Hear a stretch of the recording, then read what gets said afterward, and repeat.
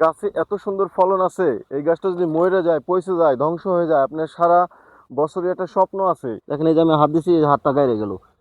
ঠিক এরকম একটা সমাধান করতে হবে যাতে গোড়াটা এরকম আপনার পাড়ায় দিবেন। আমি এবার দিচ্ছি, এবার পাড়ায় দিবেন, তাহলে গোড়ায় কোনো পানি জমবে না। এই যে চতুর্পাশ দিয়ে পাড়ায় দেওয়া যায় মাটি নিয়ে, তাহলে পরবর্তীতে পানিটা এর গাছের গোড়ে ঢুকতেই পারবে না। আর ঢুকতে না পারলে কিন্তু কোনো সমস্যা নাই। আর মানে যদি ঢুকে তাহলে হাজার সমস্যা আছে, এটা আপনার লাভ নাই।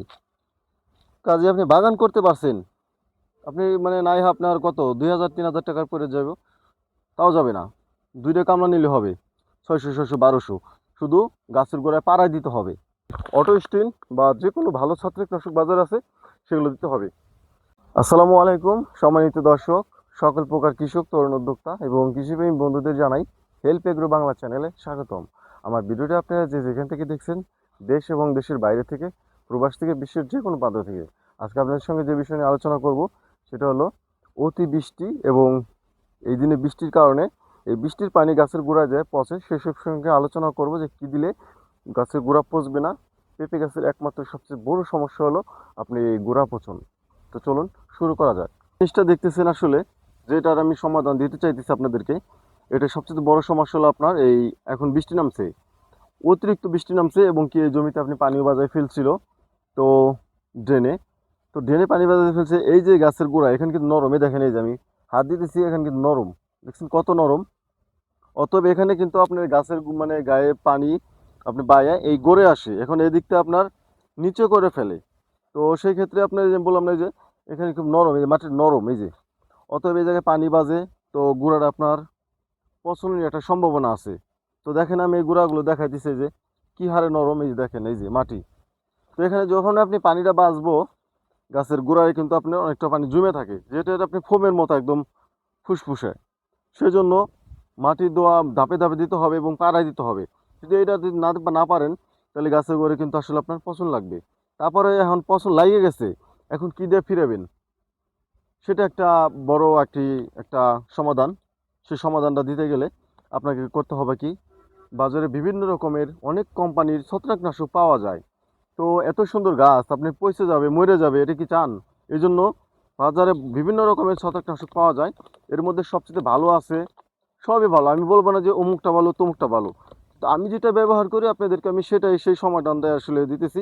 কারণ কি, এখানে আপনার অনেক কোম্পানির কথা উল্লেখ করলে আসলে একটা গুণাগুণ ওই কোম্পানির বলে, মানে কোম্পানির মার্কেটিং করি, আসলে একটা ভুল ধারণা। তো এই জন্য আমি কোনো কোম্পানির নাম বলতেছি না। এখানে আপনার অটোস্টিন আছে, দেখতে পাচ্ছেন এই যে অটোস্টিন, আমি এটা ব্যবহার করি, আপনারা এটা ব্যবহার করবেন। এটা ব্যবহার করলে আপনার সমাধানটা পাওয়া যাবেন। আসলে এটা দিতে হবে গাছের ঠিক গোড়ায় স্প্রে করবেন। গাছে যদি পাতায় স্প্রে করেন তাহলে লিটারে আপনার 2 গ্রাম, যদি পাতায় স্প্রে করেন ছত্রাকনাশকটা, আর যদি গাছের গোড়ায় স্প্রে করেন তাহলে আপনার 2 গ্রাম না, সেখানে আপনার 4 গ্রাম দিতে হবে লিটারে। তো লিটারে 4 গ্রাম দিয়ে আপনি সুন্দর করে স্প্রে করে গোড়াটা ভিজিয়ে দিবেন, একবার 4-5টা ভিজিয়ে দিবেন। তো আপনার ছত্রাক অ্যাটাক করতে পারবে না। পানি যদিও একটু জমে থাকে সেটাকে আপনি অ্যাটাক করতে পারবে না। তো এটা আপনার 7 দিন পর পর করতে হবে বা 14 দিন পর পর করতে হবে, বৃষ্টির উপর ডিপেন্ড করে। তো আরও আলোচনা করি, বাজারে আসলে আপনার বিভিন্ন রকমের ছত্রাকনাশক পাওয়া যায়, সেটা আপনার কিছু আমি উল্লেখ করতেছি। নইন আছে, তারপরে আপনার নাটিবো আছে। আপনার পছন্দ লেগে গেছে, এটা সমাধান কি আছে, এর জন্য নাটিবো দিবেন, ওখান থেকে রিমুভ হয়ে যাবে, আপনার পরবর্তীতে পছন্দ লাগবে না। ওটা আপনি যেমন আপনার ঘাও হয়েছে, ঘাও শুকানোর ওষুধ দিলেন, ঠিক এরকম নাটিবো আছে। আর একটা আছে আপনার নির্ভয়, নির্ভয় খুব দুর্দান্ত কাজ করে। এজন্য ঠিক আপনারা প্রতিটা আপনার ওষুধই আপনি গায়ে লেখা আছে কি পরিমাণে দিবেন। যেমন আমি আপনার অটোস্টিন দেয়, এই জন্য অটোস্টিনের কথা উল্লেখ করলাম। আপনারা আপনার ওষুধ মানে যেরকম সমস্যা সমস্যা মনে করে মানে বাজারে আপনার কীটনাশকের দোকানে গেলে আপনি ওষুধ দিবে এবং ওই ওষুধ অনুযায়ী আপনি এর সমাধান নেবেন। এই জন্য আমি বলবো না যে কোনটা ব্যবহার করেন, আমি যেহেতু অটোস্টিন ব্যবহার করি, আপনি অটোস্টিন ব্যবহার করবেন, অতএব এটাই আপনি সমাধান পাবেন। আর এর যদি বেশি সমস্যা হয়ে থাকে, সেক্ষেত্রে আপনি নির্ভয় আছে, হাই অ্যান্টিবায়োটিক, অটোস্টিন মানে আপনার কী কয় যে এমিস্টা টপ আছে, এগুলো ব্যবহার করতে পারেন। তবে গাছের গোড়ে আমি মনে করি 2টা গাছ না রেখে আপনি একটা গাছ রাখবেন। যেমন এই গাছটা দেখেন, স্ত্রী গাছ, হুম, এটা ছোট, ছোট থেকে ফুল আসছে, যে গোড়া থেকে, ওই যে এখান থেকে ফুল আসছে, গাছের 1 হাত উপর থেকে ফুল আসছে। তো পেঁপেটা এখান ধরে কিন্তু আপনি আধা হাত বা এক হাত এর নিচে নামবে আর কি, আধা হাত নিচে পর্যন্ত নামে যখন বড় হবে। এটা কিন্তু ফুল আসছে, এই যে ফুল থেকে ফল সেট হচ্ছে। তো ঠিক এভাবে সেট হওয়া পর্যন্ত শুধু আপনার থেমে থাকবে না। এখানে আমি অনেক জায়গায় দেখতেছি আসলে গাছ অনেক বেশি বেশি, এটা রাখার দরকার নেই। এটা রাখলে গাছ চিকন হয়ে যায়, গাছটা দুর্বল থাকে। এখানে প্রতিটা গাছে ফুল আসছে, যেমন এই গাছটায় ফুল আসছে, এটা মর্দা গাছ। এই গাছটায় ফুল আসছে, এটা স্ত্রী গাছ। এই গাছটায় ফুল আসছে, এটা স্ত্রী গাছ। এবং এটাও স্ত্রী গাছ। এখানে চারটে আছে, চারটের মধ্যে তিনটে স্ত্রী গাছ এবং ছোট একটা আছে, এটা পুরুষ গাছ। এটা আমি উঠে ফেলে দিই। এই যে দেখেন, এই যে পুরুষ গাছ। এটা রাখার আসলে কোনো দরকার নাই।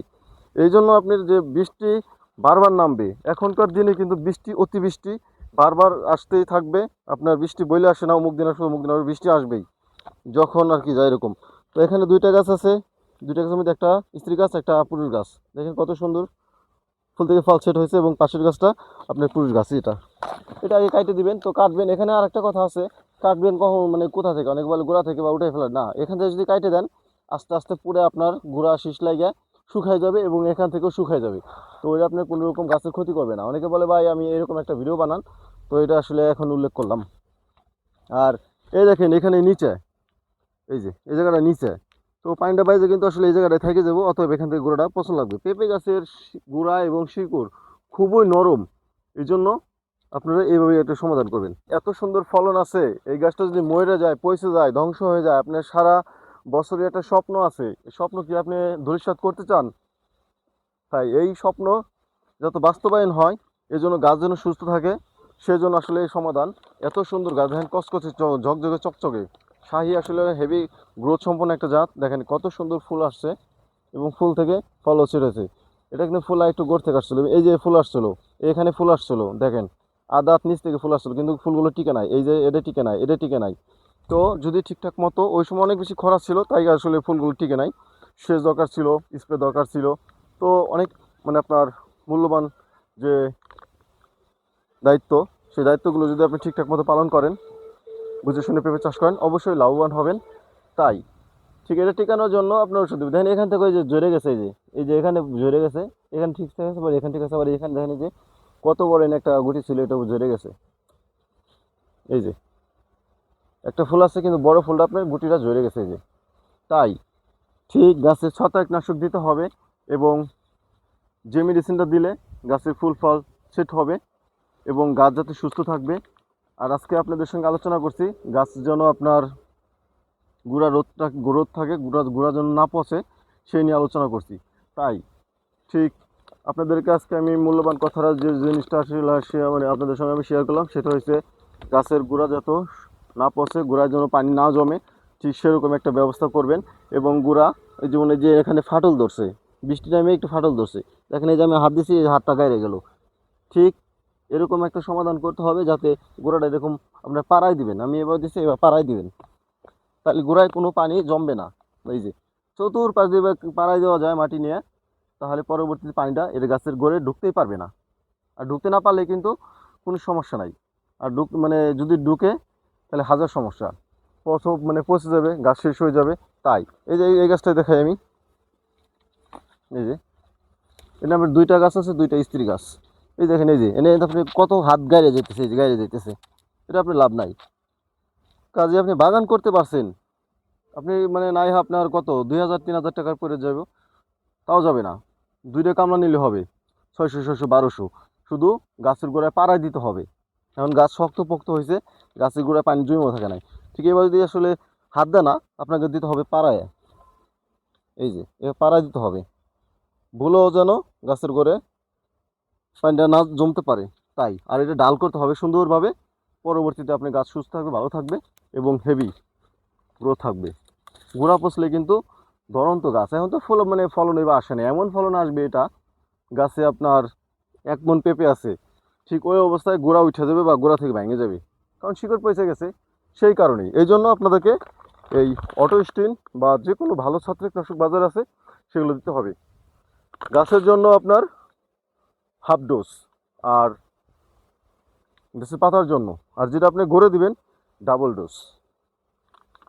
এখানে আপনার পাতায় দেওয়া নেম হলো লিটারে 2 গ্রাম অটোস্টিন, সেই ক্ষেত্রে যদি আপনি গাছে গড়ে দেন সেক্ষেত্রে দিবেন 4 গ্রাম। অতএব আপনি এটা খুবই ভালো একটা কাজ করবে। আপনার একদম সিম্পল সহজ একটা সমাধান দিয়ে দিলাম। তো আজ এই পর্যন্তই, নতুন নতুন ভিডিও নিয়ে আপনাদের সঙ্গে হাজির হব। সে পর্যন্ত হেল্প এগ্রো বাংলা চ্যানেলের সঙ্গেই থাকুন। তো আজ ভালো থাকবেন, এ পর্যন্তই। আসসালামু আলাইকুম।